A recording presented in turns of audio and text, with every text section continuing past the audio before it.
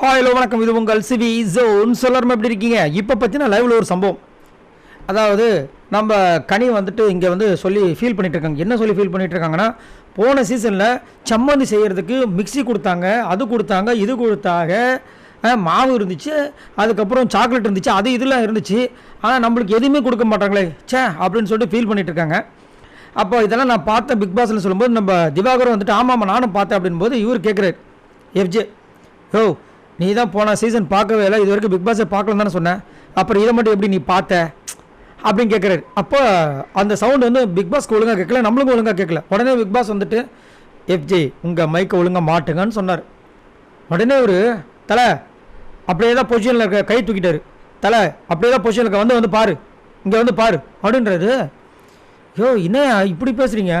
அன்னைக்கு ஆதரவு என்னடானா பேட்டரியை மாற்றுங்க அப்படின்னு சொன்னதுக்கு சாப்பிட்டு தானே இருக்கேன், பார்த்து தானே இருக்கீங்க, அப்புறம் பேட்டரி மாற்றுன்னு சொல்கிறீங்க அப்படின்ற மாதிரி பேசுனாங்க. இப்போ இவர் என்னடானா இந்த கையை தூக்கிட்டாரு, பார்க்குறீங்களா வேணா கிட்ட வந்து இங்கே வந்து பாருங்கள் அப்படின்றாரு. ஏன் ஒரு பதட்டமே இல்லை? காசு கொடுக்குற மேனேஜர்கிட்டேவா? இந்த மாதிரி ஒரு ஆட்கள் நான் சத்தியமாக பார்த்ததில்லப்பா. உடனே கனி அவங்க பையனாச்சே, தத்து பிள்ளையாச்சே, நீ ஏன் பயப்படுற? பேட்டரி மாற்றணும்னு சொல்லு, கரெக்டாக தான் மாற்றிருக்க, பேட்டரி இன்னும் வரலன்னு சொல்லு அப்படின்றாங்க. என்னையா இது? எந்த சீசன்லேயும் அதாவது ஒரு மெச்சூரிட்டி கிடையாது, யார் யாருக்கு எப்படி மரியாதை கொடுக்கணும்னு தெரியாது. டியூடுன்னு சொல்லக்கூடாதுன்னு சொன்னார். நேற்று வந்துட்டு டியூடுன்னார். அப்புறம் முதல்ல டியூடுன்னு சொல்லும்போது யாரும் கண்டுக்கல. நம்மளா பார்த்தோம் என்னடா இது, இந்த மனுஷன் திருந்த மாட்டான் பொழுதுன்னு. அப்புறம் அங்கே இருக்கிற விஜய் பார்வை சொல்லிச்சு, டியூடுன்னு சொல்ல வேணாம்னு நினைக்க சொன்னார். இவர் கேட்குறாரு அப்படிலாம் சொல்லவே இல்லைன்றார். அப்போ எங்கே மைண்ட் இருக்குது? அங்கே இருக்கவங்க எல்லாரையும் கலாய்க்கும் போது இவருக்கு தெரியல. இவரையும் கலாய்ச்சிருந்தாங்கன்னா மைண்ட் அங்கே வந்து இருந்திருக்கும்.